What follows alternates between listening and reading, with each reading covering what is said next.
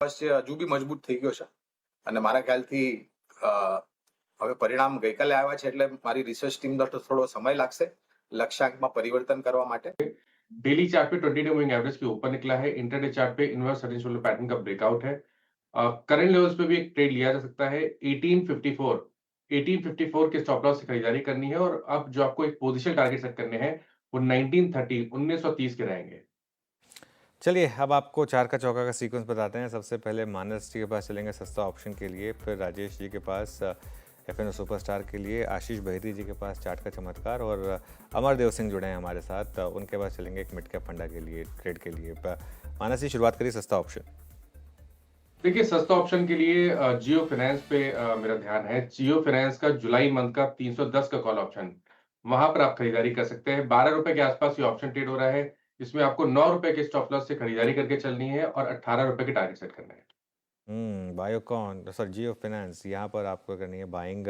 राजेश सातपुते जी आपने क्या पिक किया? मुझे देखिए मेरी नजर है बजाज फिनसर्व पे।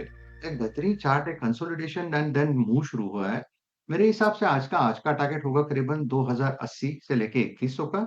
2035 पे चल रहा है, तो हम बाय करेंगे। हमारा स्टॉप लॉस होगा 2010 का।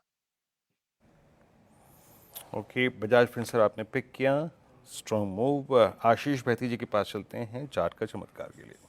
आशीष जी क्या पिक कर रहे हैं आप?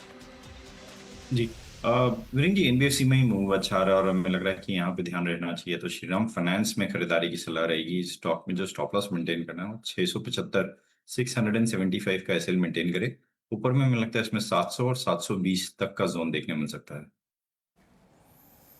ओके, श्रीराम फाइनेंस आज एनबीएफसीज जो हैं वो काफ़ी हद तक मूव जनरेट कर रही हैं और उसको हमारे जो विशेषज्ञ कैप्चर करने की कोशिश करते हुए अब चलते हैं, थोड़ा सा विषय चेंज करते हैं, कुछ फंडामेंटल कॉल्स लेते हैं। मिड कैप फंड आज का अमरदेव सिंह जी के समझ से आएगा। अमर जी गुड मॉर्निंग, क्या पिक कर रहे हैं आप?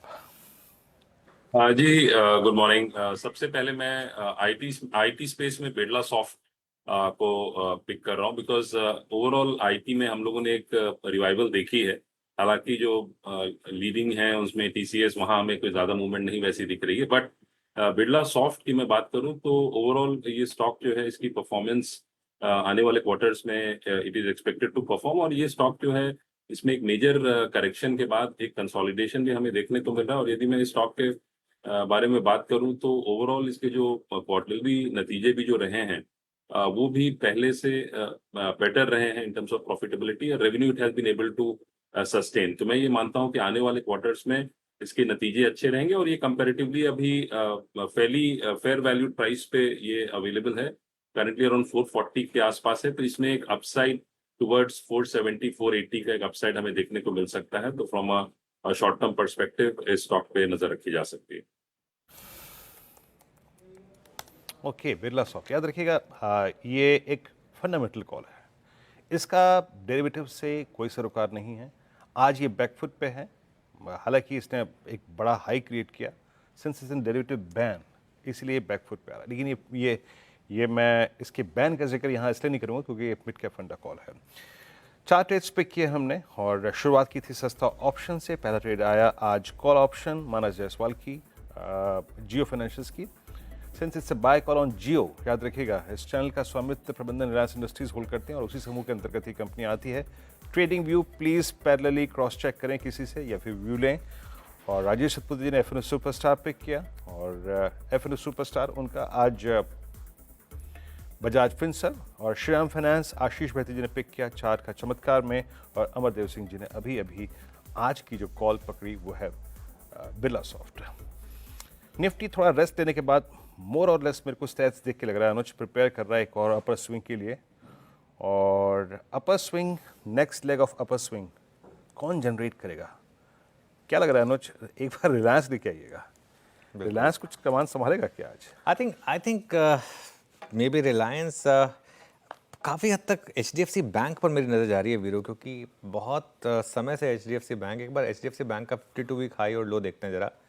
आई थिंक हम कल का हाई शायद क्रॉस कर रहे हैं 1993 पर। इसका 52 वीक हाई काफ़ी समय से बस वो 2000 के जस्ट नीचे रहा है। 6 जून का हाई था 1996। आई थिंक ये स्टॉक ना मुझे लग रहा है समहाउ कुछ साइन दे रहा है। इतनी बड़ी एफ आई सेलिंग के बावजूद ये स्टॉक नहीं गिरा और अब ये 2000 क्रॉस कर रहा है। मुझे याद है जब वो काफ़ी इसने अंडर परफॉर्मेंस दिखाई दी, आई थिंक हमने 2 साल पहले बात की थी इसकी, तब 1300